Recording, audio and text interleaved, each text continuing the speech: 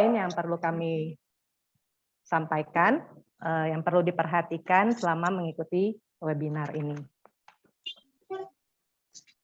Sekarang saya akan memperkenalkan pembicara kita pada sore ini, karena pepatah mengatakan tak kenal maka tak sayang. Dr. Linda Nora, MA, CFC.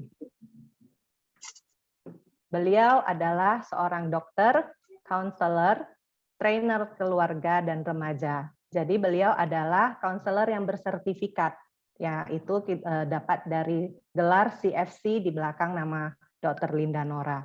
Beliau juga adalah seorang counselor mitra IFGF Bandung, SOS Kinderdorf Internasional Lembang, dan juga Blessing Counseling Center Bandung. Dan beliau juga adalah seorang trainer di Mitra Yayasan Busur Emas Tangerang. Beliau juga merupakan narasumber Radio Maestro dengan acara Menuju Keluarga Kristen yang Sehat bersama Blessing Counseling Center. Namun karena pandemi COVID ini, acara ini dihentikan dulu sementara waktu. Dr. Linda juga merupakan narasumber Santapan Harian atau Our Daily Bread Indonesia bersama dengan Blessing Counseling Center. Dan juga Dr. Linda adalah pembimbing komunitas kedutaan Heaven is for Real, merupakan suatu komunitas bagi orang-orang yang ditinggalkan oleh orang-orang yang dikasihi. Dr. Linda juga adalah seorang dosen pengajar konseling remaja berbasis neuroscience pada Yayasan Bunga Merpati di Bandung. Dan jangan lupa, beliau juga adalah seorang penulis buku dengan judul Mengoptimalkan Otak Kanak-kanak. Dan beliau adalah seorang founder PC and CTC, yaitu Parenting Class and Counselor Tutoring Community. Nah, komunitas ini mengadakan webinar juga. Apabila Bapak dan Ibu berminat, dapat mengikuti IG dengan akun PC and CTC. Nanti di sana akan ada informasi kapan-kapan akan diadakan webinar dengan Dr. Linda sebagai pembicaranya juga. Demikian perkenalan singkat ini. Berikutnya saya akan menyerahkan kepada Dr. Linda untuk menyampaikan materi. Terima kasih. Terima kasih Ibu Elvira, lengkap sekali. Saya coba share screen.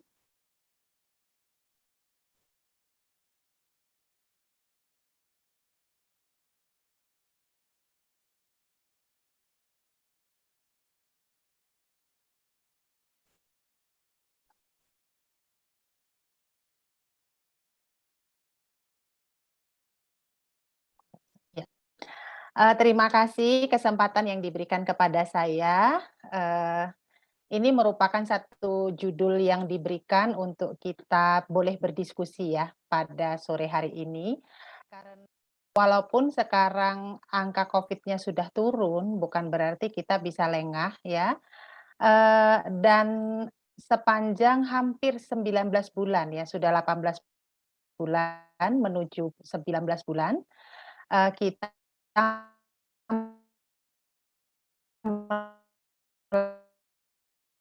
lalu yang belum adjust ya, yang belum bisa beradaptasi dengan new normal bersama, tiba-tiba kemudian Tuhan panggil dan udah nggak ada lagi begitu. Jadi memang bagi kita semua, kita berharap apapun itu kita tetap bisa menjaga pola hidup yang sehat, tidak hanya jasmani, terlebih-lebih secara rohani.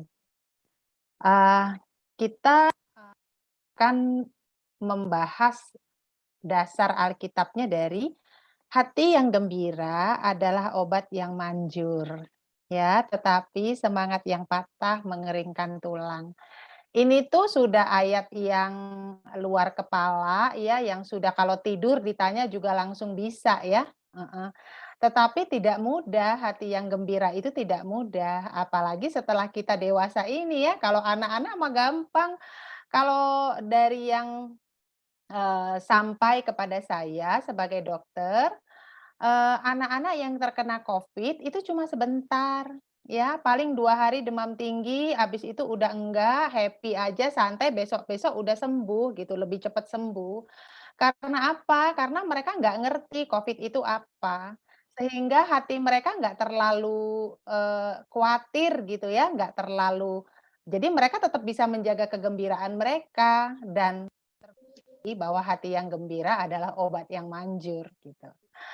Nah dan, obat itu kan, dikatakan di dalam Amsal 17 ini tuh hati yang gembira itu bukan cuma seperti, ya saya gembira kalau foto saya di-like banyak orang di Facebook, nggak cuma sekedar itu gitu. Hati yang gembira itu adalah satu obat gitu ya, obat dan bukan cuma sekedar obat, tapi obat yang manjur. Artinya obat yang powerful gitu. Yang manjur itu artinya, eee, ya, punya kekuatan daya sembuhnya itu besar, tidak membutuhkan waktu yang lama dan tidak membutuhkan dosis yang harus banyak sekali, karena kalau obatnya manjur, dosis kecil juga bisa memberi dampak, begitu kan ya. Nah, tetapi semangat yang patah mengeringkan tulang. Nah ini, semangat yang patah ini yang mungkin sedikit banyak terjadi, kita alami oleh karena kapan ya ini pandeminya berakhir, udah jenuh nih pakai masker, udah jenuh nih di rumah-rumah aja. Nah, orang-orang yang bertipologi dia suka, berinteraksi dengan banyak orang, ini merupakan satu penjara gitu ya, satu, udah banyak kerugian nih gitu ya. Tidak bisa disangkali bahwa pandemi ini bisa kita katakan sebagai suatu bentuk kehilangan gitu ya, kehilangan kebebasan, kehilangan mungkin sebagian orang pekerjaan, kehilangan, kehilangan orang-orang terkasih, kehilangan kegiatan, kehilangan banyak, ya, kehilangan banyak. Jadi bagaimana mungkin ya hati yang gembira ini bisa kita laksanakan di dalam, pandemi. Nah, mari kita lihat berikutnya. Karena saya tidak berlama-lama di satu slide supaya kesempatan tanya jawabnya bisa lebih panjang, luas, lebar, dan dalam, ya. Nah, yang dimaksud dengan, kesehatan secara mental, karena bukan saja secara fisik tetapi juga secara mental. Mental yang sehat dikatakan perasaan sehat. Jadi kalau misalkan rasanya nggak sehat, ada sakit kepala, ada, rasanya nggak enak, tapi apa ya, nggak tahu ya. Nah itu juga bukan sesuatu yang kemudian sehat ya, dan bahagia. Jadi enggak cukup cuma olahragawan ototnya, wah bulet-bulet ya, ototnya, kekar gitu ya, tetapi dia nggak bahagia. Nah itu bukan sehat secara mental. Nah, mampu menghadapi tantangan hidup, termasuk tantangan hidup, pandemi ini. Mula-mula terjadi sekitar Maret tahun lalu, mulai masuk di Indonesia, mungkin kita 2 bulan pertama itu stres banget ya, kita stres banget termasuk saya. Saya 2 bulan pertama itu stres banget, benar-benar stres banget sampai semua yang saya kerjakan tuh rasanya bersalahan dan, punya potensi konflik yang lumayan tinggi antara suami istri begitu ya. Karena masing-masing tuh stres menghadapi perubahan yang sangat besar dan tidak diketahui. Kalau perubahannya bisa kita ketahui kan kita nggak terlalu stres, tetapi otak manusia itu dirancang untuk dia selalu mengantisipasi apa yang terjadi di depan. Jadi kalau di depannya itu dia nggak tahu, seperti pandemi yang ini sesuatu something new ya, something yang baru, baik secara medical dan secara sosial dan secara apapun ini sebagai sesuatu yang baru. Jadi itu dipandang sebagai ancaman oleh manusia. Nah, kalau 2 bulan pertama kita masih adjustment, kita masih, berusaha untuk, beradaptasi, sepantasnya sekarang setelah menjalani 18 bulan, kita sudah harus bisa menghadapi tantangan hidupnya, ya, karena sudah masuk dalam new normal. Dan dapat menerima orang lain sebagaimana adanya, nggak usah jauh-jauh dulu kita ngobrol soal orang yang di mana-mana, saudara yang jauh-jauh, tetangga yang jauh-jauh, yang ada di rumah dulu deh, ya. Pasangan kita, anak-anak kita, apakah kita dapat menerima mereka sebagaimana adanya, begitu. Dan mampu, ini bukan soal kita ya, bukan dikatakan yang sehat itu adalah jika saya diterima oleh pasangan, enggak. Tapi rumusannya adalah saya dikatakan sehat apabila saya mampu menerima orang lain. Jadi ukurannya saya, bukan orang lain. Lalu poin yang berikutnya adalah mampu bersikap positif. Jadi bukan cuma kita bisa menerima pasangan atau anak kita atau rekan sepelayanan kita apa adanya, tetapi mampu memproduksi sikap yang positif, baik terhadap diri sendiri maupun terhadap orang lain. Jadi ketika kita minder, ketika kita insecure, ketika kita memandang diri kita tidak berharga daripada orang lain, nah itu tidak sehat. Nah, demikian juga ketika kita memandang orang lain lebih rendah dari diri kita memandang orang lain sangat tidak apa-apa dibanding diri kita, atau sebaliknya orang lain itu selalu jauh lebih utama dari diri kita sangat kecil dibanding dia, itu juga tidak sehat. Begitu ya. Saya maju dulu. Nah, sekarang kita secara fisikal dulu, karena secara jasmani kan ini ya topiknya ya. Sebenarnya topiknya ini luas sekali loh. Kita bisa bahas panjang, tinggi, dalam, dan lebar ya. Tetapi karena waktu yang terbatas, saya ambil satu-satu aja contohnya. Nggak apa-apa ya Bu Moderator ya, supaya nanti tanya jawabnya bisa panjang. Secara fisik, kita umumnya akan menjadi awal dari segala penyakit itu ketika kita tidak mempunyai kualitas tidur yang baik. Ya. Kualitas tidur yang baik ini tidak selalu terpatok kepada panjangnya. Jadi harus 8 jam, harus 7 jam, tidak selalu terpatok. Itu cuma rata-ratanya. Tetapi kualitas tidur yang baik ditandai dengan kita tuh bangun ya. Dan lagian kita mengerjakan pekerjaan pada satu hari itu mood-nya itu baik. Karena sleepless, kurang tidur atau tidur yang tidak baik sangat berpengaruh sama mood ya. Jadi kalau pasangan kita marah-marah, anak kita marah-marah atau kita marah-marah, yang pertama coba cek, tadi malam saya tidurnya gimana? Apakah saya pipis 16 kali ke toilet, gitu ya, jadi nggak bisa tidur lagi, atau saya terbangun jam 2 terus nggak bisa tidur lagi sampai pagi, atau saya tidurnya lama banget, udah jam 3 subuh baru saya bisa tidur.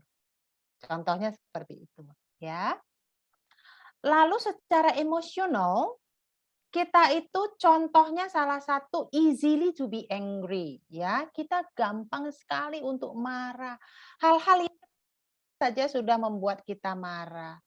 Anak kita suruh buang sampah, nggak langsung dibuang, easily to be irritated ya, gampang sekali teriritasi perasaannya. Suami atau pasangan kita tidak langsung mengerjakan apa yang kita butuhkan, langsung marah. Nah ini tanda-tanda, jadi nggak usah ini dulu ya, ini cuma tanda-tanda bahwa ini kesehatan kita sudah tidak dalam kondisi sehat, kita terganggu. Lalu secara kognitif kita sering sekali jadi pelupa. Nah, itu ya, jadi pelupa. Mau ke dapur, sampai di dapur tadi saya mau ambil apa ya?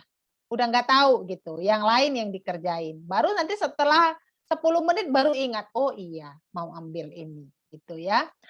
Tapi pelupa itu bukan satu-satunya tanda. Saya juga lumayan pelupa, misalnya saya udah nyetir nih buat masak air, sampai airnya setengah menguap baru saya ingat matiin kompornya. Tapi bukan karena saya sakit ya, tetapi memang pelupa bisa karena too many items di dalam kepala kita. Terlalu banyak yang kita pikirkan, overthinking bisa ya.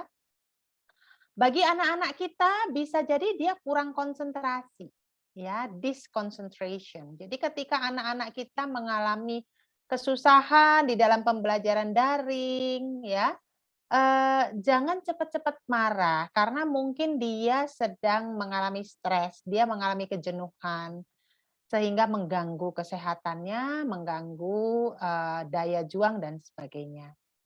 Lalu secara sosial, ada yang disebut dengan withdrawal. Jadi kita rasa males ya, males untuk, apa, di dalam sosial media, di dalam grup, di dalam, kumpulan-kumpulan seperti ini, males gitu, rasanya, menarik diri gitu ya. Nah itu termasuk tanda-tanda.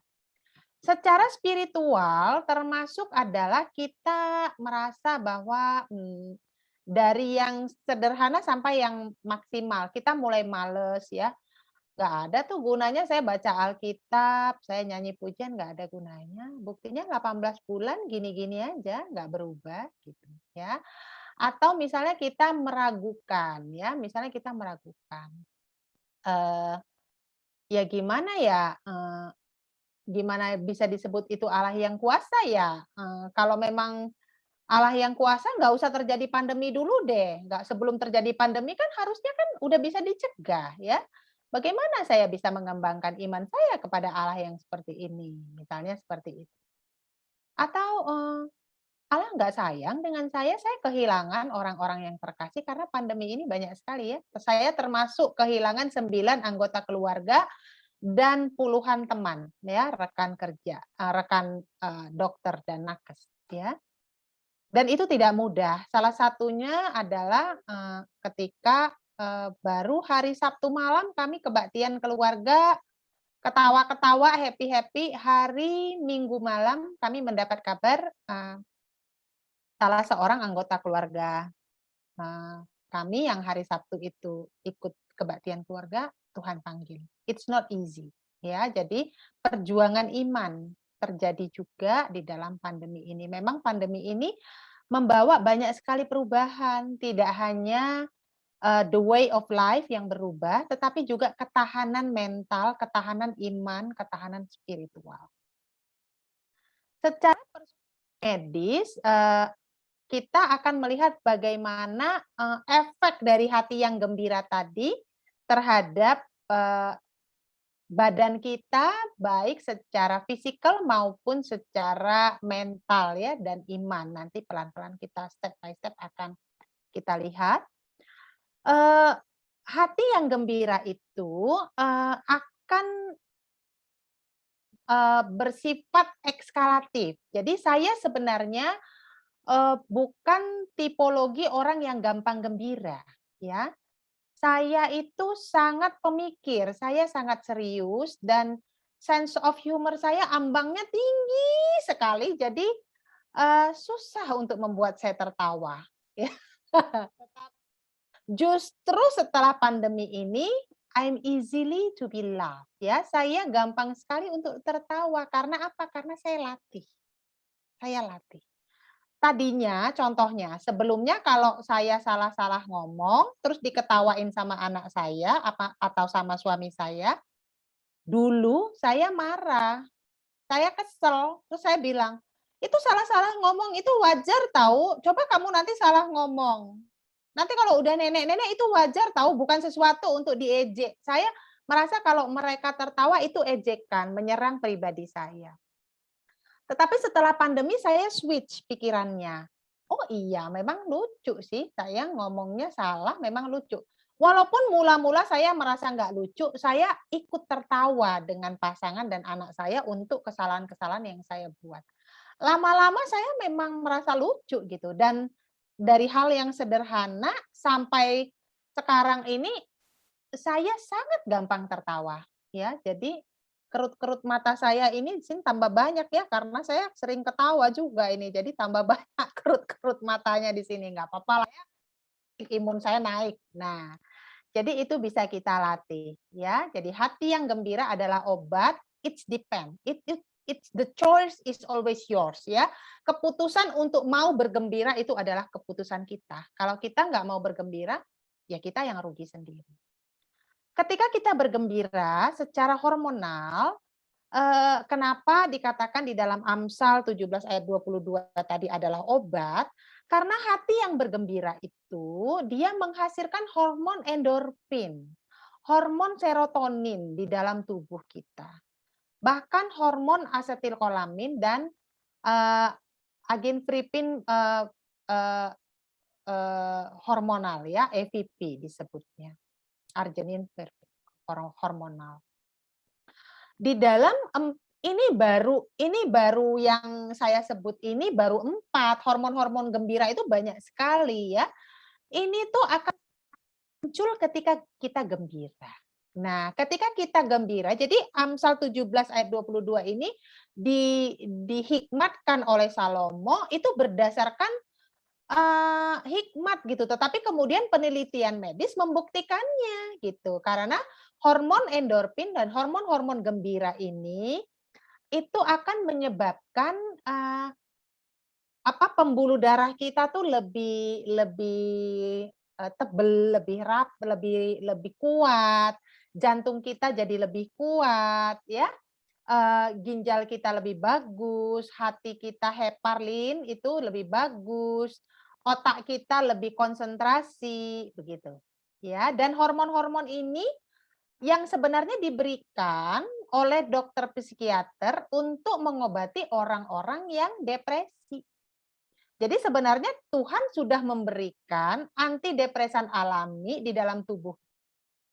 Kalau kita berlatih bergembira. Begitu.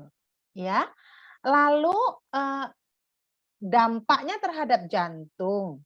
Jantung kita itu jadi lebih sehat. Kenapa? Karena kalau dia stres, namanya stres itu menghasilkan hormon stres. Disebut dengan hormon kortisol atau norepinefrin. Norepinefrin ini dihasilkan di anak ginjal. Jadi ketika kita stres, ginjal kita capek banget menghasilkan hormon stres ini. Kalau ginjal kita capek, dia juga akan menyebabkan jantung kita capek. Makanya kalau kita stres, ada gangguan jantung. Kalau jantung kita terganggu, pembuluh darah kita juga terganggu. Kalau pembuluh darah kita terganggu, semua organ tubuh kita akan terganggu.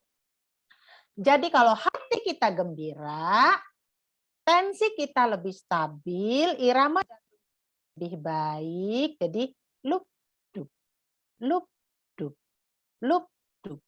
Kalau nggak baik, lup, dup, lama, atau lup, drup. Jadi aritmia namanya. Ya, dan hormon endorfin hati yang gembira itu menghasilkan hormon yang gembira tadi menyebabkan tidak terjadinya pembuluh darah karena penyumbatan pembuluh darah karena apa? Pembuluh darahnya itu melebar, jadi tidak menyempit. Ya, kalau stres pembuluh darah kita menyempit. Lalu kalau hati kita gembira, kualitas tidur kita menjadi lebih baik. Tadi sudah saya jelaskan bahwa kalau kita kualitas tidurnya tidak baik, itu adalah sumber segala penyakit. Ya, umumnya kalau hati kita stres, pikiran kita stres, kita tidak mempunyai kualitas tidur yang baik. Kenapa? Kita tidur, jadi otak itu punya 4 gelombang. Yang paling tinggi itu namanya gelombang beta, di bawahnya gelombang alfa, di bawah alfa dan theta, di bawahnya itu theta ya, di bawahnya lagi delta. Nah, kalau kita tidur itu kita pakai gelombangnya delta yang paling bawah. Tapi kalau kita stres, kita pakai gelombangnya beta yang paling atas. Bayangkan jauh banget tuh kalau sampai mau tidur kita masih overthinking, masih banyak pikiran, jauh banget dia harus turun dari beta, turun ke alfa, ke theta, baru ke delta. Itu jauh banget ya. Jadi ya memang pada saat kita tidak mempunyai kualitas tidur yang baik, memang akan mendatangkan banyak sekali penyakit. Dan jangan lupa, tidur itu bukan hanya istirahat, tetapi ketika kita tidur, semua organ-organ tubuh kita itu melakukan, perbaikan diri, gitu ya. Bukan cuma istirahat, tetapi sel-selnya yang aus, sel-selnya yang capek itu melakukan perbaikan diri, regenerasi sel, ya. Lalu secara otak dan saraf kita, kalau kita hati yang gembira ya, kita menjadi lebih produktif. Kalau kita stres, stres itu ada 2, eustress dan distress. Tapi kalau stresnya itu sudah stres banget, kita malah non produktif ya, kita nggak bisa produktif. Tetapi kalau kita gembira, produksinya itu lebih bagus, kita lebih kreatif. Kreativitas yang dihasilkan dari otak yang gembira, mutunya selalu lebih baik dari kreativitas yang dihasilkan dari stres, ya. Otak kita berfungsi menjadi lebih baik, ya, prefrontal cortex itu di belakang kening kita, itu menjadi lebih baik. Apa sih prefrontal cortex ini? Itu adalah ketika kita mengambil keputusan, itu yang frontal cortex. Ketika kita merancang masa depan, fokus konsentrasi, ketika kita belajar dari kesalahan, banyak sekali. Ya, semua fungsi luhur kehidupan manusia ada di prefrontal cortex. Kalau hati yang gembira, prefrontal cortex-nya lancar deh internetnya, cuing cuing cuing cuing gitu ya. Nah, lalu yang terakhir banyak sekali Bapak Ibu, tapi saya batasi ya supaya waktunya cukup ya. Nah, yang terakhir itu secara sistemik, secara keseluruhan dari mulai ujung kepala sampai ujung kaki, termasuk pencernaan kita menjadi lebih baik. Nah, kalau kita jadi ada yang disebut dengan brain gut skin system. Nah, kalau kita stres, otak kita terganggu, pencernaan kita terganggu dan kulit kita terganggu. Nah ya, lalu kalau kita happy, pencernaan lebih baik, paru-paru kita lebih baik. Makanya kalau kita, kena COVID, jangan stres ya, jangan selalu ngikutin, "Oh, udah segini yang meninggal, wah udah." Saya pernah kena COVID ya, saya pernah kena COVID di awal, waktu bulan 2 bulan 3 saya ke Malaysia menjenguk anak saya pulang-pulang bawa oleh-oleh COVID ya. Dan itu semua tanda-tandanya ada sama saya. Jadi saya berusaha untuk selalu positive thinking, saya nggak ke rumah sakit, saya obati diri saya sendiri ya. Itu masih awal banget tuh, masih awal-awal banget kejadiannya, Maret yang tahun lalu ya, masih waktu baru nyampe tuh si COVID baru mulai bertamu ke Indonesia. Jadi kita nggak boleh pikiran yang mengikuti berita-berita yang buruk ya. Nah, lalu secara fungsi liver kita juga menjadi lebih baik. Kenapa? Karena fungsi liver ini adalah mendetoks, menjaga tubuh kita dari racun ya. Dan sistem pertahanan tubuh kita menjadi lebih baik. Hati yang gembira tuh ya, membuat sistem pertahanan tubuh lebih baik. Karena kalau kita berduka, ya terutama kalau kita grieving-nya terlalu panjang, kalau kita stres terlalu panjang, itu mengambil energi dari kekebalan tubuh. Makanya orang yang berduka, yang stres itu gampang sakit karena energi yang diambil dari kekebalan tubuh. Secara, spiritual, kan tadi kan sehat jasmani dan rohani. Nah, sekarang kita membahas secara spiritual ya. Secara spiritual, hati yang gembira itu kita mulai dari masa lalu dulu. Kalau kita hidup di masa lalu, terus-menerus menyesali masa lalu, terus-menerus marah terhadap masa lalu yang tidak lagi bisa kita ubah, itu akan mendatangkan hormon stres. Nah, padahal kita udah nggak bisa kembali lalu, juga nggak bisa kita ubah. Yang bisa kita ubah adalah masa depan, masa sekarang. Masa lalu yang tidak bisa kita ubah itu, yang nggak ada pilihan lain, kita memang mesti berdamai. Kita mesti memilih untuk mengampuni, walaupun itu sangat susah, tetapi kan ada guru Injil, ada boksu, ada konselor gereja yang bisa mendampingi untuk konseling, ya. Untuk hal-hal yang sangat berat, yang sangat menyakitkan bahkan membuat trauma, Alkitab sudah mengatakan sampai 77 kali pun tetap mengampuni. Sometimes it must be multi-layer, mengampuninya berkali-kali sampai tuntas, ya. Bukan kurang iman ya, kalau kita belum bisa mengampuni, memang susah banget. Karena apa? Karena mengampuni itu bukan pekerjaan, manusia, itu sebenarnya prakarsa Allah. Sehingga ketika itu terasa sangat sulit, kita harus mengundang Tuhan untuk kita bisa mengampuni.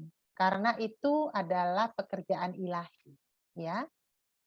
Lalu, di dalam masa sekarang, ya kayak pandemi ini, hal-hal yang tidak bisa kita ubah, kita terima, gitu ya. Kalau nanti sempat browsing, doa apa itu ya, kok saya tiba-tiba lupa, itu doa serenity prayer ya, silahkan nanti di browsing. Hal-hal yang tidak bisa kita ubah, kita terima. Kita terima sebagai sesuatu yang memang harus kita jalani dengan ikhlas, begitu, ya. Ketika kita penuh dengan tuntutan, kita nggak bisa menerima, percayalah. Ketika kita cuma berfokus kepada kebutuhan-kebutuhan kita yang tidak bisa terpenuhi, kita tidak bisa menerima. Ketika kita berobsesi untuk mengubah pasangan, mengubah anak, kita tidak akan bisa menerima mereka. Lalu kondisi yang sekarang ini, hati yang gembira sangat berkorelasi dengan bersyukur. Ya, tadi kenapa hati yang bergembira? Karena hati yang gembira kan tadi obat yang manjur. Ya, baik pencegahan maupun terapi. Jadi bersyukur. Begitu bangun pagi, sebelum buka mata, yang kalau saya lakukan, sebelum saya masuk saat teduh, saya saat teduhnya agak lebih siang ya. Jadi ya saya mengutamakan dulu, kalau ini bertentangan dengan boksu dan guru Injil, saya mohon maaf, tetapi saya mau bahwa saya saat teduhnya itu benar-benar intim dengan Tuhan. Jadi ketika, waktunya saya harus siapin sarapan suami dan anak sekolah, saya daripada saya nanti saat teduhnya terburu-buru, udah aja mending setelah mereka semua beres baru saya saat teduh gitu ya. Tetapi sebelum mata saya buka, saya bangun, yang saya lakukan adalah bersyukur. Tuhan, saya bersyukur pagi ini masih hidup, karena banyak sekali konseling yang saya lakukan zaman sekarang ini, suaminya atau pasangannya nggak bangun lagi waktu tidur, ya. Eee, lalu, kita juga meyakini lah gitu ya, meyakini menjalani, keikhlasan, dengan keikhlasan dan kita menghitung berkat ya, menghitung berkat. Ada orang-orang lain yang, mungkin terpaksa makan 1 kali sehari sekarang pandemi ini ya, tetapi bukan karena diet, ada juga tuh fasting intermittent ya, karena diet ya. Saya termasuk yang naik 10 kilo karena pandemi ini, tetapi bukan karena saya diet, tapi karena saya rakus makannya ya. Enak aja rasanya makan, bentar-bentar buka kulkas. Nah, secara masa depan untuk, kita sehat secara spiritual, untuk masa depan kita, apa yang disebut dengan pengharapan, ya. Sekalipun kita kehilangan, saya kehilangan 9 orang anggota keluarga, sekalipun kita kehilangan mereka, nanti kita akan bertemu di dalam kedamaian abadi, di dalam surga yang kekal, ya. Dan, pengharapan ini adalah satu kekuatan, ya. Kalau Kristus tidak bangkit, maka sia-sialah kepercayaan dan pengharapan kita. Tetapi karena Kristus itu bangkit, maka kita punya pengharapan. Dan kita optimis ya, orang yang optimis akan menghasilkan, hormon yang bahagia. Sekecil apapun yang kita bisa optimis, tetaplah optimis.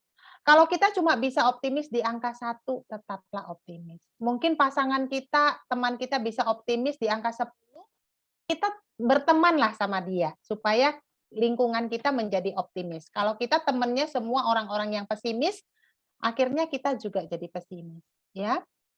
Lalu kita harus mengacu masa depan kita itu ada pada otoritas Tuhan. Kalau ada orang-orang baik yang kita lihat, ada banyak hamba Tuhan yang juga Tuhan panggil karena Covid ya. Orang-orang baik juga mengalami penderitaan yang amat sangat di masa Covid ini, tetapi itu adalah otoritas Tuhan. Bukan karena mereka berdosa, bukan karena mereka jahat di mata Tuhan. Banyak orang-orang baik yang saya ketahui harus juga menerima otoritas Tuhan ini, ya, sebagai pemilik kehidupan.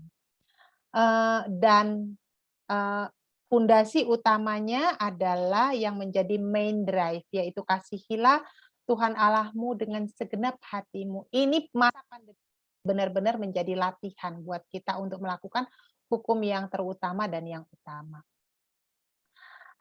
Untuk self care-nya itu ya kita memperhatikan sekeliling kita ya, sanitasi kita ya. Kalau sekarang setelah pandemi ini saya beli kipas angin yang murah meriah, mereknya pun aneh ya. Itu saya nyalain di depan pintu rumah. Kalau ada GrabFood datang, Gojek datang, langsung saya nyalain tuh kipasnya supaya wush anginnya ke mereka, nggak bawa ke rumah gitu ya. Sanitasi itu diperhatikan, nutrisi kita diperhatikan. Jangan sampai nggak punya waktu untuk olahraga, ya. Oksigenasi pagi-pagi biasanya saya sebelum orang-orang memanaskan mobil, saya pergi keluar sebelum orang polusi ya, Tuhan itu kasih embun itu untuk mendetoks udara. Jadi saya pergi untuk segar, ya. Lalu kita belajar untuk hidup yang slow, ya, nggak usah terlalu ambisi, slow aja, supaya kita bisa tidurnya pules dan kita rileks dan tapi tetap melaksanakan hobi, ya, hobi itu penting sekali, karena itu pencegah depresi. Nah, kesimpulan kita pada hari ini, tidak ada kunci untuk menuju hati yang gembira. Pintunya selalu terbuka. Dan hati yang gembira itu adalah obat yang manjur. Langkah awalnya adalah hari ini. Kita belajar menerima, kita belajar bersyukur. Dengan seperti itu kita akan lebih ringan untuk caring others. Ketika kita caring others, kita merasa berfungsi lebih. Kita merasa lebih berguna. Orang yang merasa fungsi lebih berguna akan mempunyai daya juang yang tinggi dan hidup yang lebih bermakna gitu.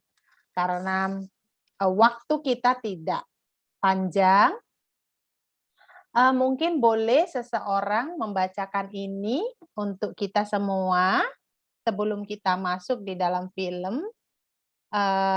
Ada yang mau bacain? Tadi siapa itu? Ibu siapa deh yang mau bacain supaya kita ada dua arah ya?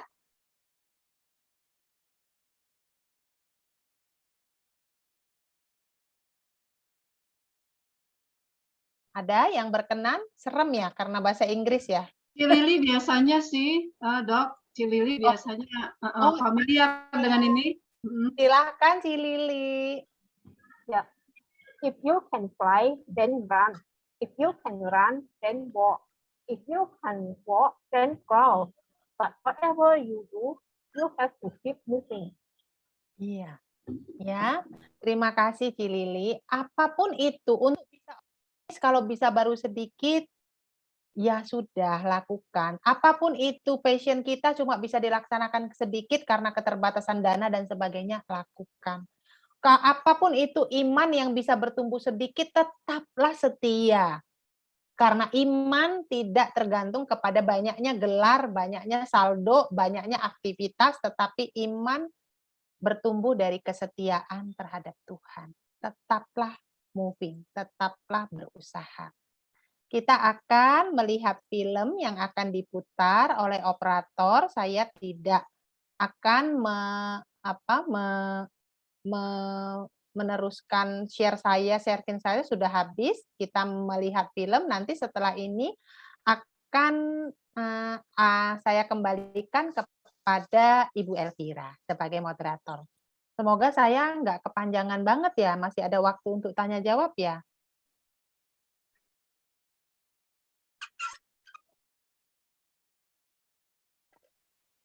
Ya, bentar ya. Saya share screen dulu.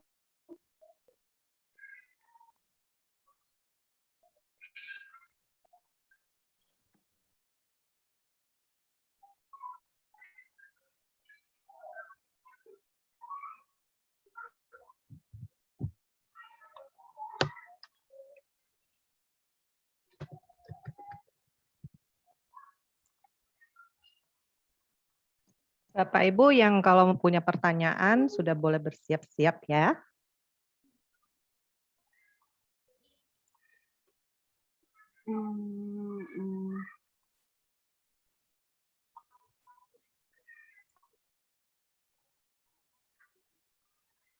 Sudah ya.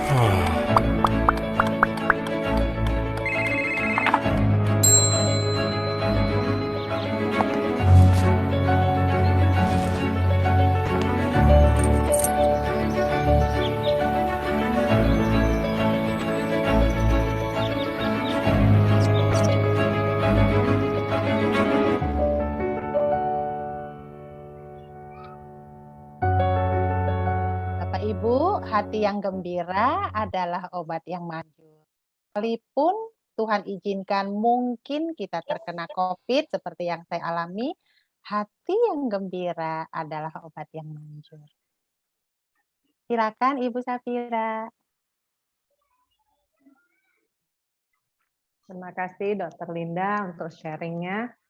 Sungguh menambah iman kita juga ya pada sore hari ini untuk percaya akan firman Tuhan, bahwa ketika kita terus berpegang kepada firman Tuhan, kita bergembira selalu, niscaya maka kita akan selalu dilindungi.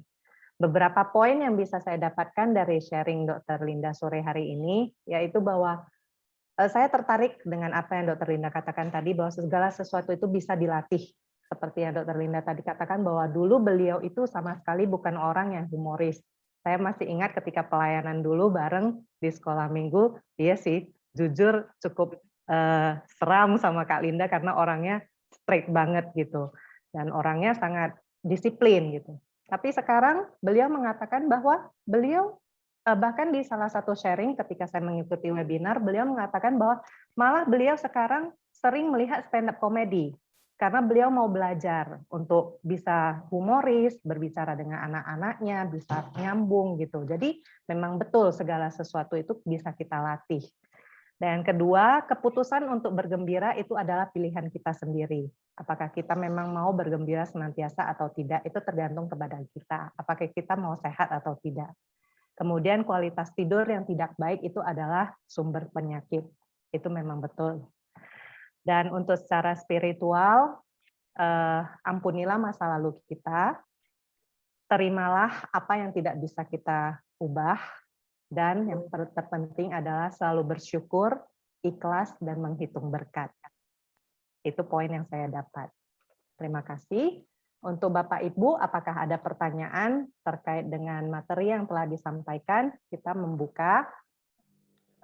Pertama-tama mungkin kita berikan kesempatan kepada 3 orang yang mau bertanya. Dipersilakan.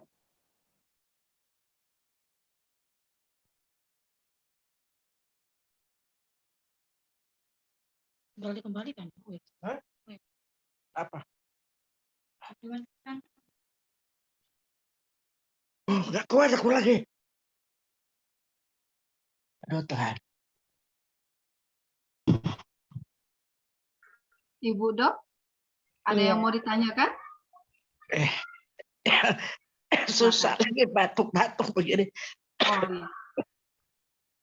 Nggak apa-apa, minum air putih hangat dulu. Santai aja. Lagi kumat ini Ibu. Ya, silakan minum air putih hangat seperti saya nih. Kita kan udah tua ya, bawaannya air putih hangat.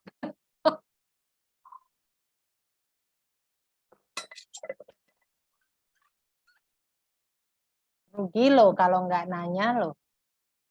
Ya. Ada yang mau tanya? Silahkan.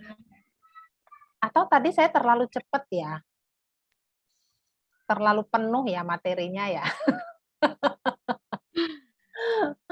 Jadi mungkin Bapak Ibu yang ada di ruang Zoom tidak hanya seputar ini, tapi kan kita lihat tadi background daripada Ibu Linda ini luar biasa. Boleh ditanya, tadi otak kanak-kanak itu saya jadi mungkin saya mengawali ya Bu Safira ya pertanyaannya. Silakan. Nah, saya mau bertanya begini Dok. Memang untuk menyeimbangkan antara membuat hati gembira dengan situasi ini kan sulit ya, sulit. Kita mau katakan hati kita gembira sebenarnya, tapi kita berhadapan dengan situasi, saya katakan Zoom lah ya, karena saya juga ngajar anak-anak. Ketemu anak-anak, mereka itu sudah mulai boring, lawsunya pun sudah gimana ya, supaya bisa membuat hati anak-anak ini di saat pandemik ini khususnya Dok, pakai Zoom itu tidak sangat untuk anak kelas PG, TKA, TKB itu sangat minim kita menyampaikan materi. Belum lagi terganggu dengan jaringan. Materi terbatas, jaringan juga kadang hilang timbul. Nah, kadang saya jadi merasa kasihan itu bukan berarti ini ya, maksudnya saya memikirkan orang tua dan anak itu happy nggak sih sebenarnya mereka begitu. Apakah ada solusi yang bisa dokter berikan untuk anak-anak lah ya secara khusus umur 4 tahun sampai dengan 6 tahun dalam menghadapi pandemik di pembelajaran ini Dok. Makasih Dok. Terima kasih Ibu Guru Injil Ristama. Oleh karena kita sekarang mengalami new way of life ya, new normal, sehingga it's unfair, tidak fair kalau kita mengharapkan hasil yang seperti dulu, yang sebelum normal. Ya, ekspektasi kita harus disesuaikan dengan kondisi yang sekarang yang serba terbatas. Jadi ekspektasinya juga harus terbatas. Kalau cara hidup kita memang sudah terbatas seperti ini, lebih bagus ekspektasi kita juga jangan terlalu tinggi ya. Ekspektasi yang terlalu tinggi juga akan menyebabkan tuntutan yang tinggi. Ketika tuntutan itu tinggi, yang ada adalah merasa tertekan. Ini penting bagi para orang tua, bukan hanya guru ya atau sekolah, penting bagi para orang tua, jangan menuntut diri Anda sendiri, menuntut situasi atau menuntut anak-anak untuk menghasilkan hasil yang sama seperti sebelum pandemi gitu ya. Jadi lebih toleransi lah. Ketika dia nggak bisa terlalu diam di depan Zoom, ya biarin aja, kasih batasan. Yang penting kamu jangan tidur ya di kamar ya, gitu ya. Jangan boleh kalau saya itu kalau jadi guru ya boleh jadi kayak nah, kadang-kadang itu sudah sampai 6 tahun ini tidak bisa berlama-lama di depan Zoom, boleh dikasih tambahan ini Bu, link YouTube ya, link YouTube untuk dia lihat nanti. Jadi boleh dikirim ke grup orang tua murid ya, atau ke grup murid. Mungkin kalau 4 sampai 6 tahun kan belum punya grup ya. Nah, ke grup orang tua murid. Untuk yang belum bisa tadi mengerti mengenai warna, boleh nonton YouTube mengenai ya. Jadi memang gurunya agak lebih capek searching mana nih yang lebih pembelajaran lebih bergembira nih di YouTube. Kalau kita yang mau buat ya susah, memang YouTuber itu memang udah hobinya di situ, udah keahliannya di situ, ya kita pergunakanlah YouTuber itu ya. Dunia anak memperkenalkan warna, memperkenalkan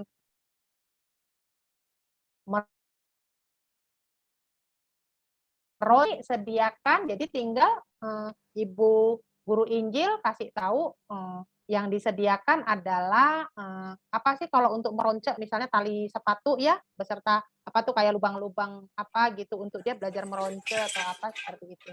Ya, jadi pakai link YouTube gitu. Tapi yang paling penting standarnya turunkan.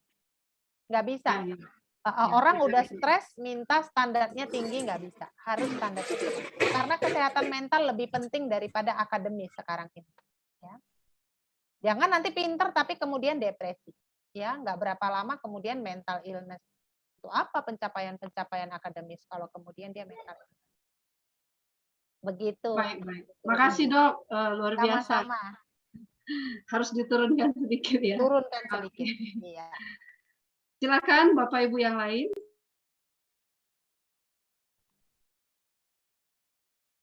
Ibu Herpina lagi di luar ya, pakai masker. Ibu Herpina contoh yang oke loh ini, pakai masker terus ya. Kayak di video tadi. Tapi jangan, yang di video tadi mah sakit. Kalau Ibu Herpina mah dia untuk kasih contoh ya sama yang lain ya. Kalau Ibu Herpina mah di dalam mobil susah. Nggak ada sinyal, putus-putus. Halo? Halo? Oh, nggak ada sinyal. Nanti minta rekamannya nih. Ya, dengar kalau ada pertanyaan seputar COVID atau kesehatan, boleh Saya mau nanya tentang COVID aja. Iya. Nah, itu bisa menyerang jantung ya, Dok? COVID ini, iya. Oke. Jantung sama paru-paru ya?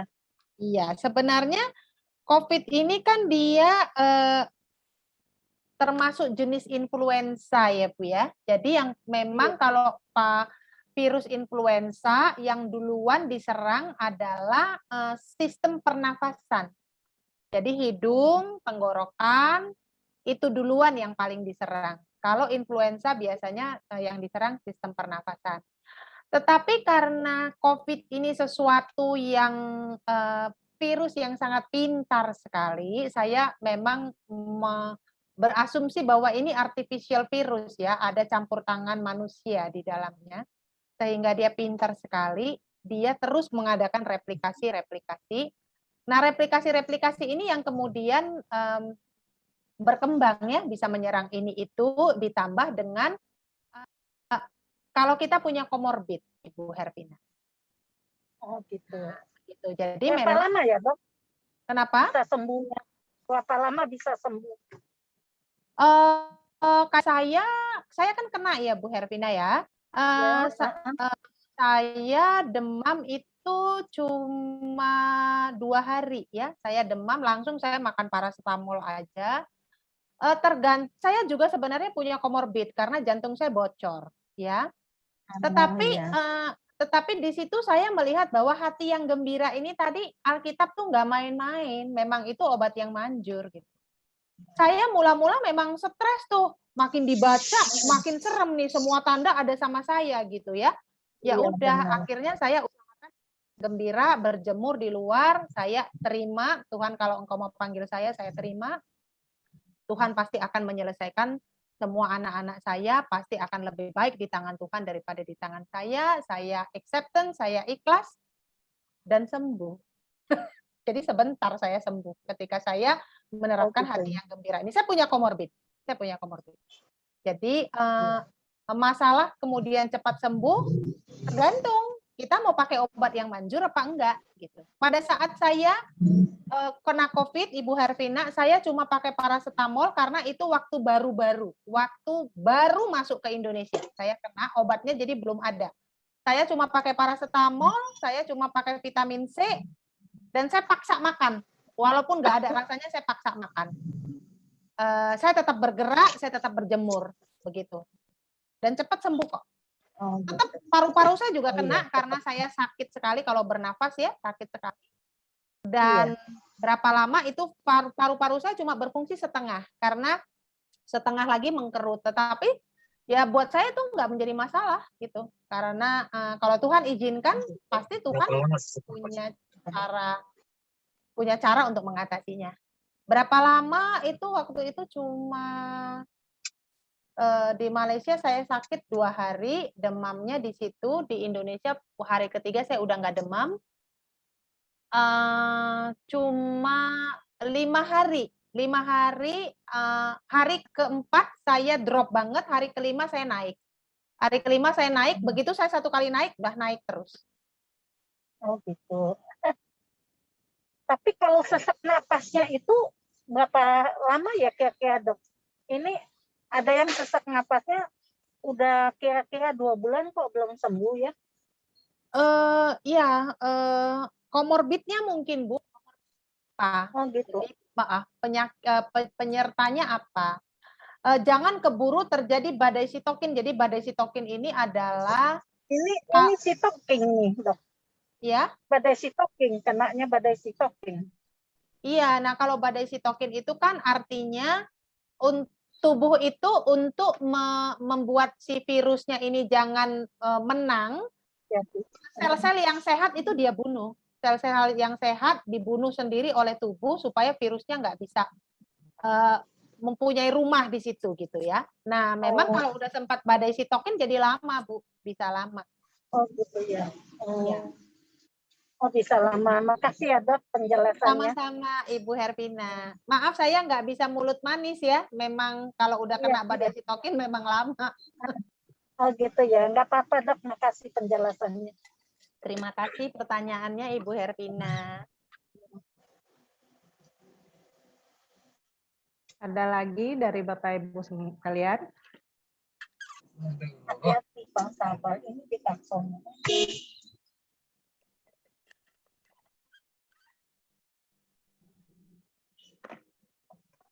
Dok, saya mau nanya. Iya, silakan. Berkaitan juga dengan COVID ini. Ya. Sebetulnya gimana ya? Saat ini kan untuk obat COVID sendiri kan masih belum jelas. Karena dokter sendiri juga masih banyak yang mencoba-coba, tergantung kepada bagaimana tubuh seseorang penderita COVID tersebut. Nah, apa yang harus kita lakukan ketika ada orang bertanya kepada kita, obat apa yang harus kita konsumsi gitu loh, karena dia tidak mau konsultasi dengan dokter. Dan dia tahu bahwa salah satu keluarga kita itu ada yang penyintas. Sementara ketika keluarga kita yang terkena itu, kita tidak konsumsi obat sama sekali.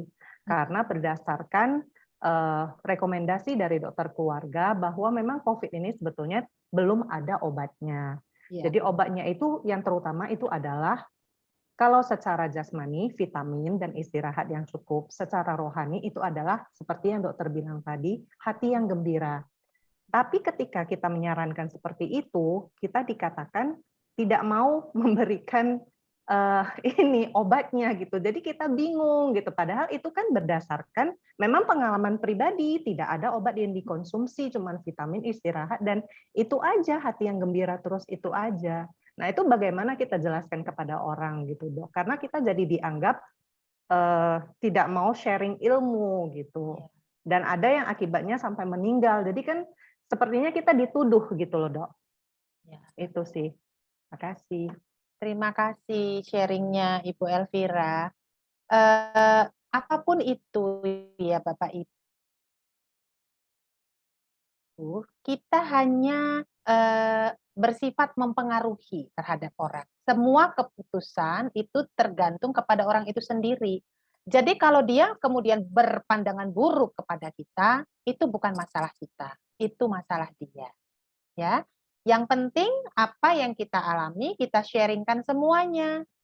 Kalau misalkan dia tidak percaya, bukan tanggung jawab kita, karena kan dia harusnya masih bisa tanya sama dokter, dia masih bisa tanya sama orang-orang lain, karena penyintas kan bukan cuma keluarga Bu Elvira, ada banyak orang lain yang penyintas. Silahkan dia tanya sama orang lain gitu. Jadi memang obatnya belum ada, memang benar, cuma simptomatis ya kalau batuk minum obat batuk, kalau demam pakai paracetamol. Saya pun kemarin tuh cuma pakai vitamin C sama imun booster ya.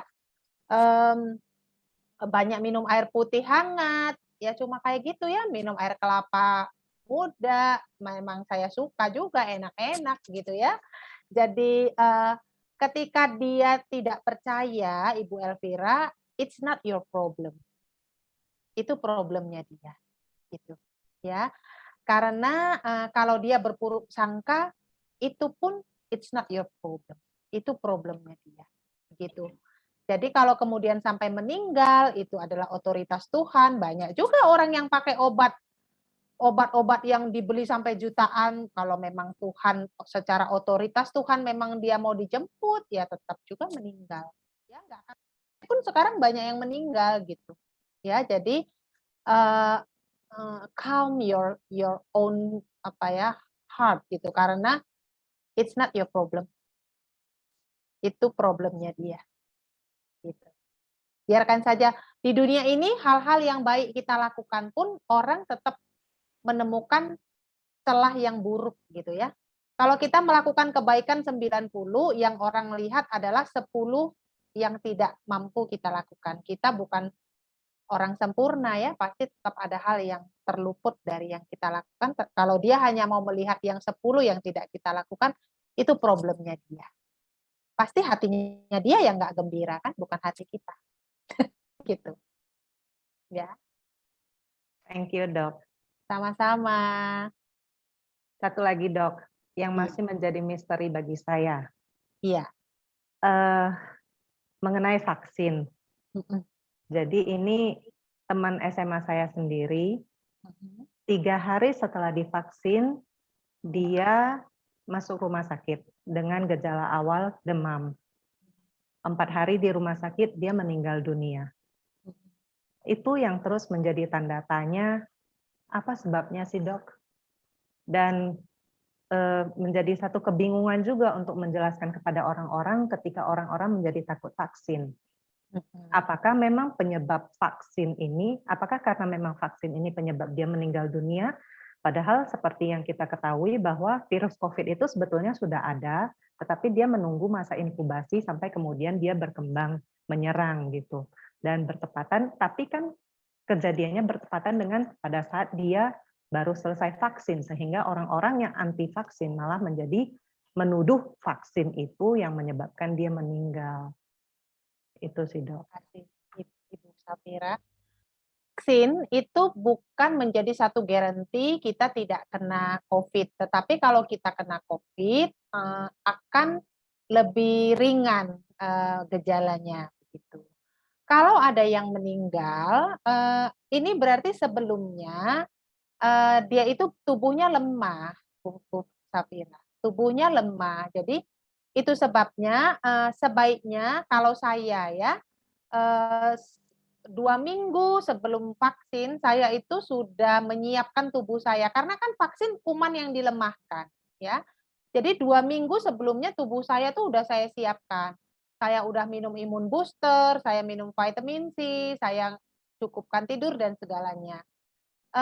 Kadang-kadang orang terlalu sibuk, dia tidak bisa mendeteksi ada sesuatu yang tubuhnya udah kasih sinyal, misalnya udah mulai cepet capek. Nah, itu tuh sebenarnya sinyal tuh kalau tubuh gitu ya.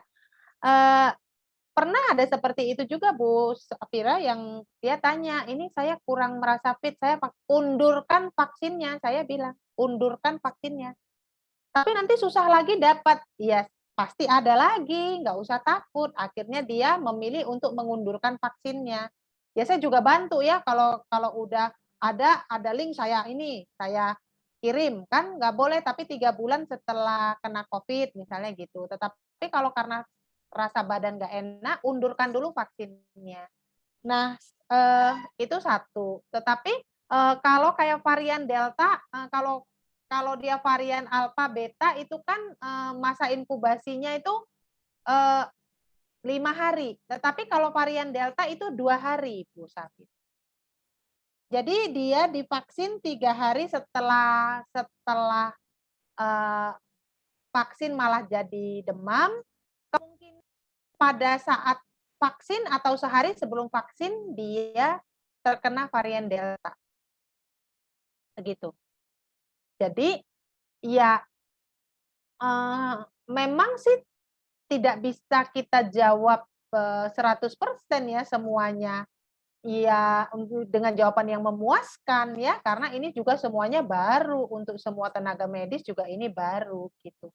Jadi ya kemungkinan secara jawaban medisnya adalah kemungkinan besar dia kena varian Delta. Karena varian Delta cuma butuh 2 hari. Masa inkubasinya cuma 2 hari. 2,5 hari tepatnya.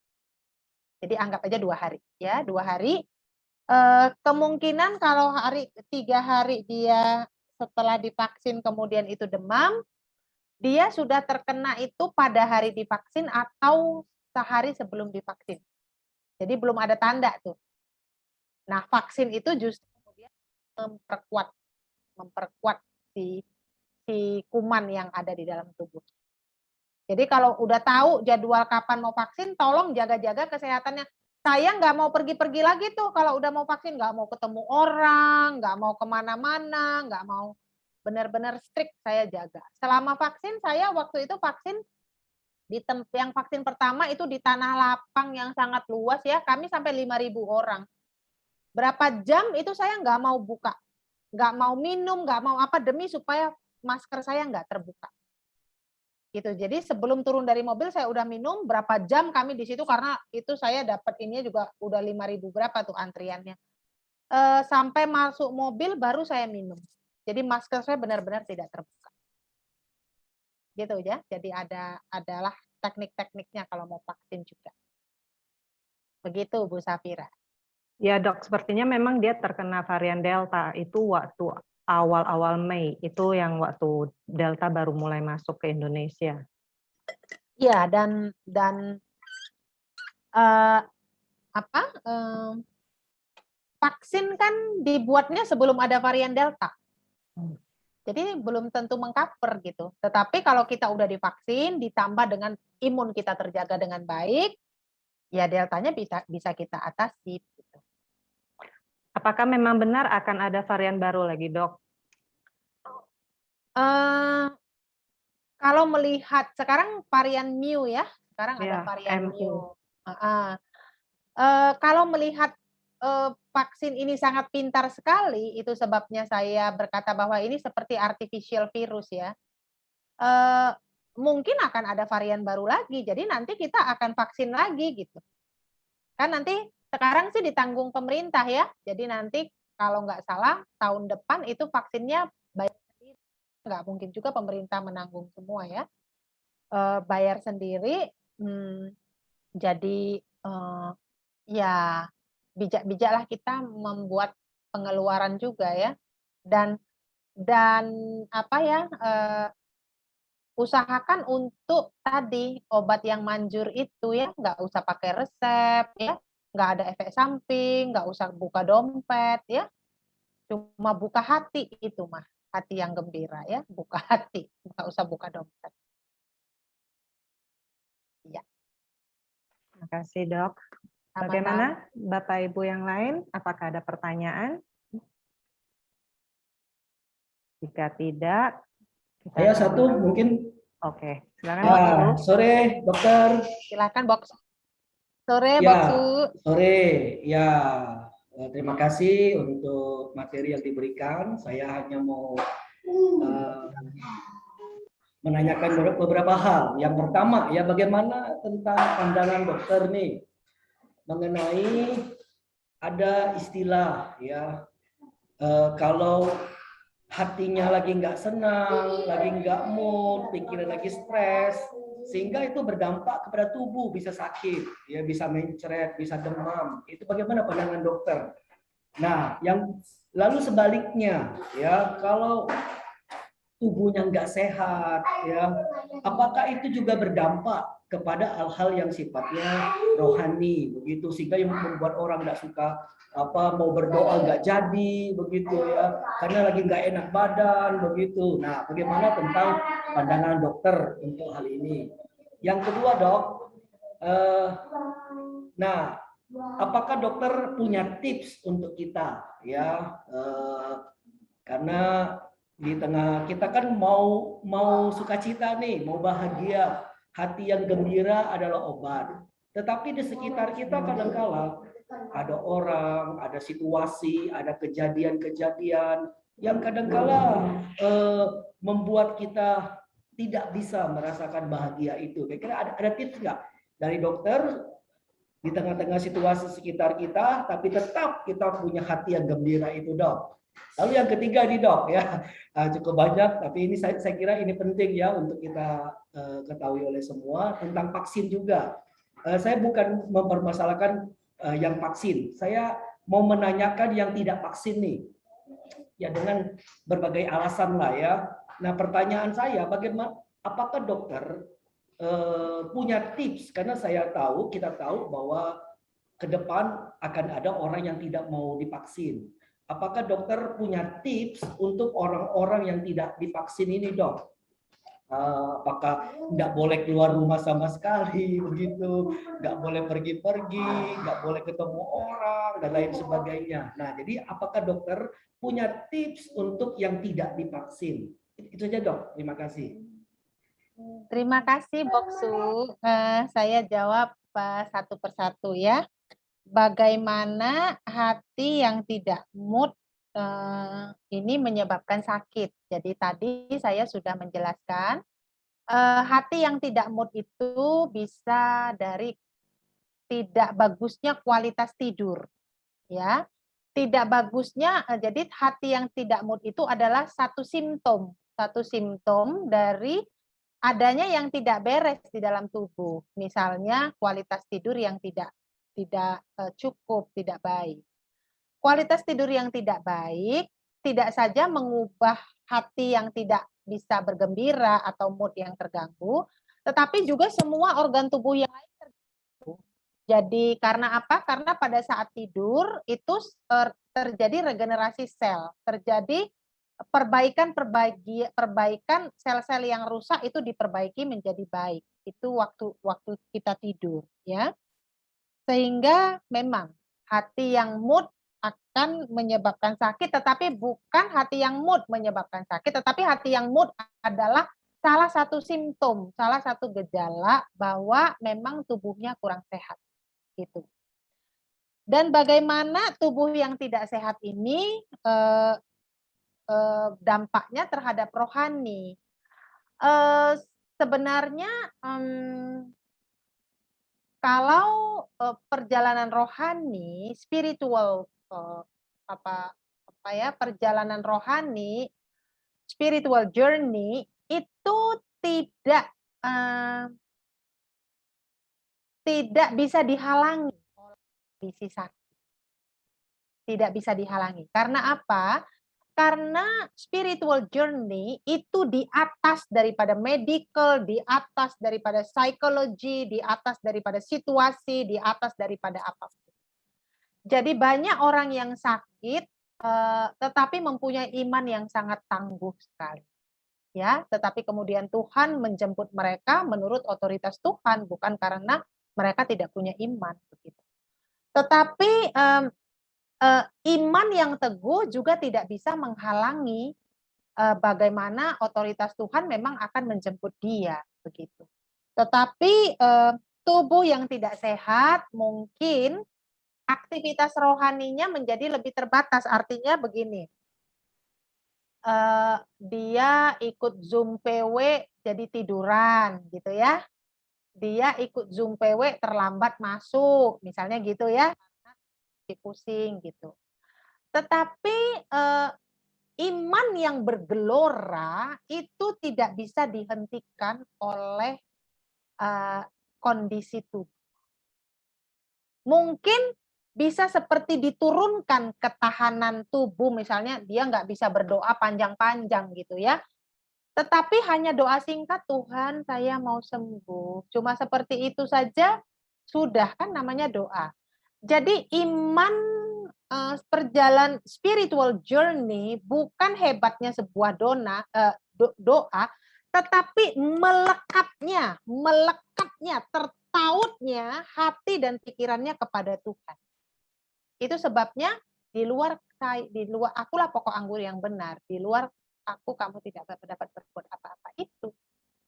Dalam kondisi sakit pun kalau kita melekat kepada Tuhan, kita tetap bisa bertumbuh. Itu janjinya kan di dalam Yohanes. Dan saya juga pernah mengalami itu gitu ya, ketika saya tidak bisa berbuat apapun, ketika hati saya tetap melekat kepada Tuhan, bahkan saya tidak bisa berdoa, cuma air mata yang keluar, tetapi hati yang melekat kepada Tuhan itu tetap membuat kekuatan spiritual saya tetap terjaga. Yang ketiga, tips orang yang untuk hati yang bergembira. Nah, untuk hati yang bergembira ini seperti itu tadi contohnya sharing Ibu Safira ya, ketika dia dituduh ini nggak mau sharing, ini pelit, nggak mau berbagi, padahal penyintas, misalnya seperti itu ya. Jangankan di lingkungan kita deh, fitnah-fitnah yang diberikan kepada kita, bagaimana kita untuk tetap mempunyai hati yang bergembira. Hati yang bergembira bukan berarti kita bisa tertawa-tawa, bodoh toing deh dengan orang, bodoh, bukan seperti itu ya. Tetapi hati yang bergembira itu kita tetap berpikiran positif. Artinya seperti ini. Kita melihat situasi itu dengan perspektif yang berbeda, ya. Bukan berarti kita menyetujui segala kekacauan atau segala negativitisme yang ada di dalam situasi kita atau orang-orang yang mungkin marah-marah sama kita dan sebagainya. Tetapi memberikan pemaknaan yang baru. Misalnya gini, seperti kasus Ibu Safira tadi. Ya yang penting nggak ada yang saya tutupi, saya nggak bermaksud buruk, saya sudah memberikan apa yang terbaik. Kalau kamu rasa itu kurang, itu urusan kamu dengan Tuhan. Yang penting saya tulus, yang penting saya sudah melakukan apa yang saya mampu lakukan. I am clear in God's eyes gitu. Saya tuh bersih di hadapan Tuhan dalam hal ini, saya tidak bermaksud buruk terhadap Anda. Kalau Anda tetap bermaksud buruk terhadap saya, urusan Anda. Itu termasuk hati yang gembira. Ya, kemudian kita bisa let go. Let go adalah termasuk hati yang gembira. Artinya apa? Ya sudah, saya tidak bisa mengubah kamu, saya tidak bisa mengubah situasi ini. Saya mendoakan, saya seperti itu. Ya. Pokoknya hati yang gembira ini bukan berarti kita tertawa-tawa, tetapi ada sesuatu hal yang baik yang kita bisa lakukan dan ada hal-hal yang negatif itu tidak mempengaruhi pemikiran kita. Menjadi buruk gitu, menjadi menyalahkan orang lain dan sebagainya. Yang keempat, orang yang tidak mau divaksin, kalau karena dia memang jadi kan kalau sekarang nggak boleh masuk mall gitu kan ya, Boksu ya, harus. Tetapi kan ada jalan keluarnya. Dia harus menunjukkan memang tidak dapat surat rekomendasi dari dokter karena saya autoimun berat, nggak bisa ada suratnya kan dari secara sehat. Kalau karena dia memang nggak mau karena ngeyel, ya mau nggak mau kan harus menerima konsekuensi ya, karena kan kalau dia tidak mau divaksin, nggak mau pakai masker, nggak mau, ya dia kan menjadi ancaman bagi orang-orang lain begitu ya. Ini saya alami, Boksu. Jadi saya punya karyawan harian yang dia memandang vaksin itu kemakan hoax gitu. Jadi dia nggak mau divaksin dan nggak mau kalau ke rumah saya tuh nggak mau pakai masker, nggak pernah cuci tangan gitu. Berkali-kali saya nasehatin, kalau ke rumah saya, kamu pakai masker ya, saya kasih masker, nerima masker itu kayak yang sebel gitu. Dalam hati saya, kalau nggak mau kerja sama saya, udah aja nggak usah gitu ya. Tetapi saya kasihan juga sama keluarganya. Akhirnya saya kasih peraturan, Boksu, kamu boleh tetap kerja sama saya, tapi nggak boleh masuk ke rumah karena kamu nggak mau divaksin dan kamu nggak mau pakai masker. Kalau dia hanya boleh di depan rumah saya. Jadi kalau saya suruh ngasah pisau, pisaunya sama pengasahnya udah saya taruh di teras depan, begitu, ya. Karena dia nggak mau bagi orang yang tidak mau divaksin harusnya tetap pakai masker, double masker ya, cuci tangan, menjaga jarak itu mah tetap 3M itu mah tetap kalau nggak bisa 6M. Tetapi kalau dia tetap nggak mau, kitalah yang jaga, gitu. Jadi si orang karyawan saya itu tidak lagi masuk ke rumah saya. Nah, ketika kemarin saya itu 2 malam ini saya nggak nginep di rumah ya, saya nginep di satu tempat, saya tugaskan dia. Kamu mumpung saya nggak ada, kamu boleh bersihkan toren. Kamu bersihkan toren mumpung saya nggak ada. Nah, ketika saya nggak tahu dia bersihkan atau tidak. Ketika saya masuk ke rumah tadi, saya langsung sanitize, saya semprot semua rumah. Tapi kemudian saya lihat dia nggak ada tanda-tanda datang. Saya datengin, saya tanya, kamu ada bersihkan rumah, ada bersihkan toren? Enggak. Oke, ya udah nggak apa-apa gitu. Jadi kitanya yang jaga, Bu. Karena harusnya mereka tetap pakai masker kalau nggak mau divaksin, mereka tetap pakai. Kalau bukan karena ada penyakit ya, autoimun dan sebagainya, dia harusnya kalau mau ke mall kan harus tunjukkan surat bebas COVID. Kan pemerintah sudah membuat. Jadi sebenarnya kalau nggak mau vaksin rugi sendiri sih. Contohnya saya punya karyawan harian, saya tanya, kalau kamu tidak bisa menunjukkan surat vaksin sudah 2 kali, kamu nggak bisa kerja sama saya lagi, saya terpaksa cari orang. Ya ini bagian yang tadi Ibu Safira bilang saya orangnya strict. Ya ini bagian saya yang strict itu. Kayak gitu ya. Terpaksa dia nggak bisa kerja sama saya kalau nggak mau divaksin. Begitu. Karena saya menjaga suami anak saya. Begitu, Boksu. Semoga menjawab, Boksu. Ya, terima kasih dokter. Tuhan berkati. Saya kembalikan ke Bu Safira. Mungkin mengingat waktu juga ya. Jadi kita akan mengakhiri webinar kita pada sore hari ini. Terima kasih banyak untuk Dr. Linda yang sudah sharing, bukan hanya sekedar ilmu kedokteran, tetapi juga dari segi firman Tuhan. Terima kasih untuk sudah menguatkan kami semua yang ada di sini. Terima kasih juga sudah membuka wawasan kami sehingga kami dapat ilmu yang banyak pada sore hari ini. Kita akan menutup, kita minta kesediaan dari Boksu untuk bisa memimpin dalam doa Bapak kami, kemudian berkat, dan Bapak terima kasih. Kemudian kita akan foto bersama sebelum kita mengakhiri webinar ini. Kepada Boksu kami persilakan. Baik, mari kita bersatu dalam doa. Tuhan, kami sungguh syukuri untuk hal yang baik Tuhan boleh berikan bagi kami. Sebelum pandemik COVID yang terjadi, kami bersyukur untuk hidup yang Tuhan telah anugerahkan dan banyak hal yang kami telah lakukan. Tapi kami juga bersyukur kepada Tuhan.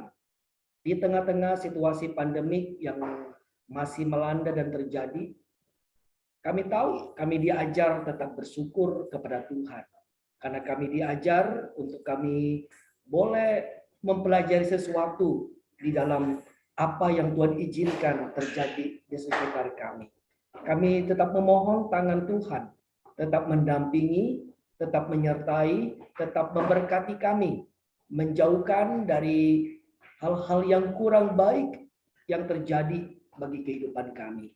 Tuhan, kami bersyukur pada sore hari ini melalui anakmu, Dr. Linda, yang sudah memfasilitasi kami untuk kami boleh mendapatkan pengetahuan, pemahaman, dan juga tips-tips untuk kami memiliki hidup yang sehat, tidak hanya secara jasmani maupun rohani. Kami bersyukur atas semuanya itu. Dan biarlah, karena tubuh manusia terdiri dari jasmani dan ada yang bersifat rohani, biarlah kami menjaganya dua hal ini dengan pertolongan Tuhan, dan semaksimal mungkin kami boleh memelihara kedua hal ini. Bapa di sorga, kami menyerahkan Tuhan untuk apa yang sudah kami dengarkan menjadi suatu pelajaran dan berkat bagi setiap ibu-ibu di tempat ini dan juga kepada kami sekalian. Kami terus mendoakan untuk pelayanan Ibu Dr. Linda Nora dimanapun berada, baik di dalam hal-hal di berhubung kesehatan maupun konseling maupun juga di dalam pengajaran. Engkau memakai anakmu ini menjadi berkat bagi banyak orang. Kami serahkan ya Allah pekerjaannya, bila Tuhan memberkati. Apa yang baik Tuhan boleh anugerahkan sehingga pelayanan daripada Dr. Linda menjadi berkat bagi orang-orang yang datang kepada anakmu ini. Bapa di sorga, kami menyerahkan setiap kami pada sore hari ini. Biarlah kami semakin diperlengkapi dan ke depan kami terus mau belajar untuk kami boleh tidak hanya mendapatkan pemahaman, tetapi kami juga boleh membagikan berkat bagi orang-orang di sekitar kami. Maka kami mendoakan buat persekutuan PWMI ini menjadi berkat bagi kaum ibu-ibu terkhusus di GMI Immanuel Bogor ini. Bapak yang baik, kami serahkan jikalau ada kerinduan dari setiap kami, ibu-ibu maupun juga jemaatmu yang bergabung dalam Zoom ini, kami berdoa Tuhan, supaya Engkau maha mengetahui dan mengetahui isi hati kami. Biarlah ya Allah segala sesuatu, situasi, kondisi, kami tetap memiliki pandangan iman bahwa Tuhan tetap menyertai dan baik kepada kami. Kami berdoa Tuhan, supaya kami semakin bertumbuh di tengah-tengah masa pandemik yang masih melanda Indonesia. Terpuji namamu ya Tuhan, kami mendoakan setiap ibu-ibu tetap berikan kesehatan. Jikalau hari ini ada ibu-ibu yang mengalami kelemahan tubuh, kami berdoa Tuhan yang memulihkan.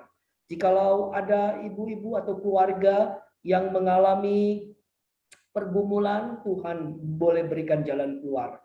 Jikalau mungkin hari ini kami memiliki perasaan yang tidak mood atau memiliki sesuatu hati yang tidak berkenan kepada Tuhan, mari Tuhan, Engkaulah yang senantiasa mengetahuinya dan kami mau berbalik dan kembali kepada jalan Tuhan. Apapun masalah pergumulan kami mau bawa kepada Allah dan biarlah firman Tuhan menjadi dasar bagi kami untuk kami menjalani hari-hari kami bahwa hati yang gembira adalah obat yang manjur. Bila Tuhan memberkati kami. Terpuji namamu ya Tuhan. Ini doa dan kerinduan kami. Bila Tuhan mendengarkan dan memberkati kami sekalian. Dalam nama Tuhan kami, Yesus Kristus saja, kami sudah menaikkan doa kami. Mari kita menaikkan doa Bapa kami secara bersama-sama. Bapa kami di sorga, dikuduskanlah namamu, datanglah kerajaanmu, jadilah kehendak-Mu di bumi seperti di sorga.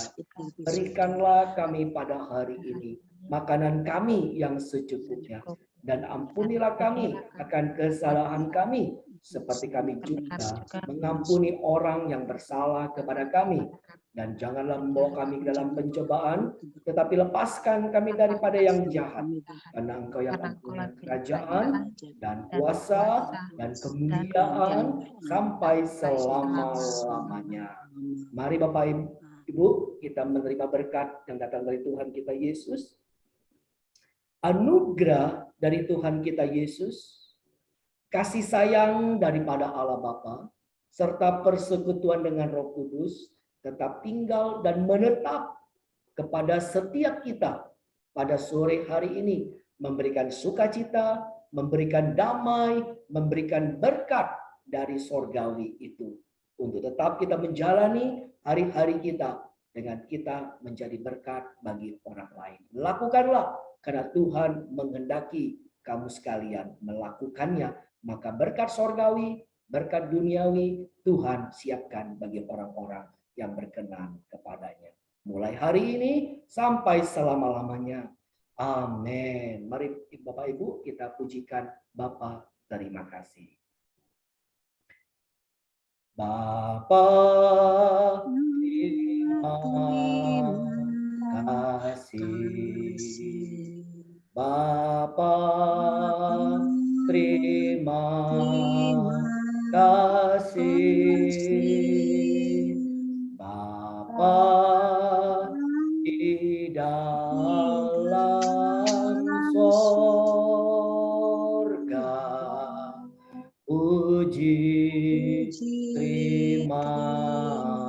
kasih. Amin.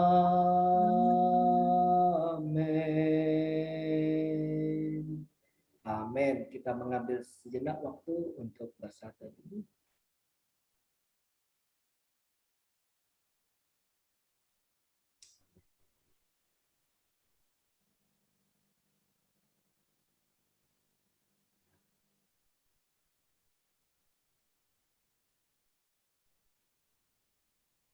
Baik, kami kembalikan kepada PWNI. Monggo.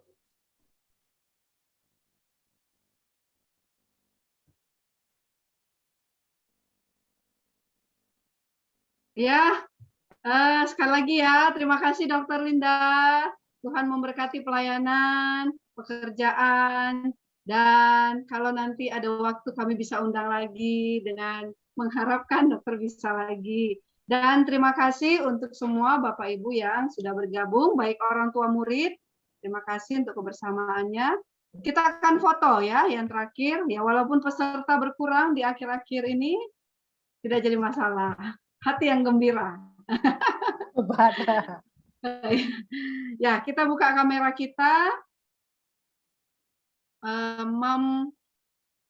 Mam Kris, boleh dibuka? Mama Katarina. Opung Dop. Ibu Rima. Nah, kelihatan kan? Ibu Dop. Iya. Masih di mute, masih di mute. Mikrofonnya Opung? Hah? Ya, ya. Nah, tadi Udah. ya. Oh, akhirnya pintar juga ya opung-opung ya. Oke. Kris, maminya mana Kris?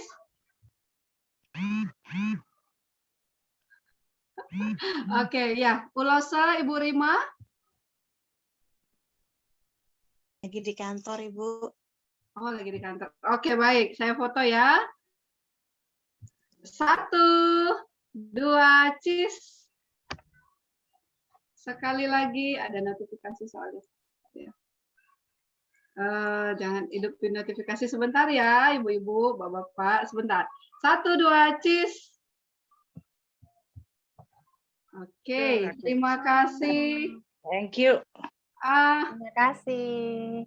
Ya, sekali lagi dokter berurusan sama Ibu Safira sebagai bendahara kami, sebagai tanda kasih kami. Terima kasih banyak ya buat kepercayaannya. Kiranya Tuhan memberkati kita semua. Sangat senang bisa berkenalan dan bersekutu bersama dengan teman-teman di Metodis Immanuel Bogor. Saya juga dulu dari Methodist Wesley Church, jadi cukup familiar dengan dunia Metodis. Amin. Oke, terima kasih semua Bapak Ibu.